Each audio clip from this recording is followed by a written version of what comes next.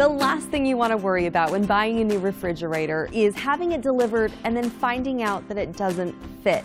Let's avoid all of that hassle by making sure we get the measurements right the first time.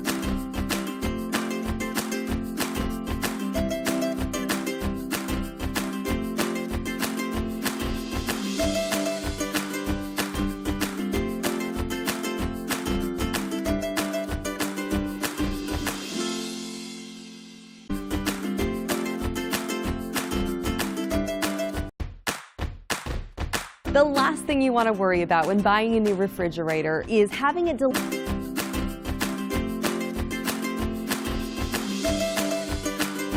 delivered and then finding out that it doesn't fit.